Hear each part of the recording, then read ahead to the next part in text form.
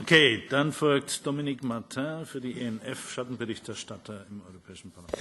Merci, Président. On parle beaucoup de à travail égal, salaire égal, et je crois que personnellement c'est une erreur. Il faudrait mieux parler de pouvoir d'achat. À titre d'exemple, je vais vous dire que les chauffeurs du service urbain de la ville de Genève gagnent 7 100 € net par mois hors prime. Ça semble colossal, même pour un travailleur français, un travailleur britannique ou un travailleur allemand. Et pourtant, ce n'est que 2 fois le SMIC suisse qui est de 3 500 €. Et je peux vous assurer qu'à Genève, quand on gagne 3 500 €, on ne peut pas se loger.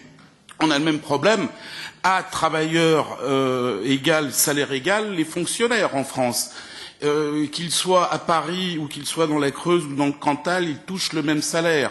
Sauf qu'à Paris, souvent, ils logent dans des voitures parce qu'ils ne peuvent plus se loger, et que dans le Cantal ou dans la Creuse, ils ont de somptueuses maisons.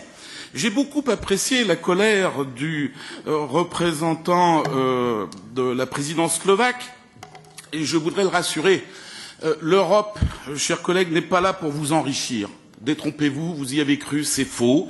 L'Europe est là pour niveler par le bas au service des grandes entreprises et du grand capital, en se servant effectivement, comme vous l'avez dit, des travailleurs des pays pauvres, des pays de l'Est, soit par les délocalisations, soit par les travailleurs détachés. Il me reste 30 secondes. J'ai beaucoup aimé l'intervention de Madame Morin-Chartier, que je sais sincère et dont j'apprécie l'éloquence.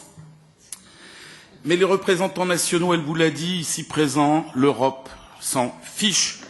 La preuve, c'est que vous êtes là, sinon ils ne vous auraient pas invité. Et la façon dont ils ont tordu notre règlement intérieur pour être co-rapporteur PPE, c'est-à-dire l'UMP, et SED, le démontre. Je conclus, Président. On accouchera d'une souris parce que les enjeux financiers sont trop importants. D'un côté, les pays pauvres ont besoin de cette manne qui revient, l'argent qui revient, et de l'autre côté, nos grandes entreprises ont besoin de ces travailleurs pauvres pour faire des richesses.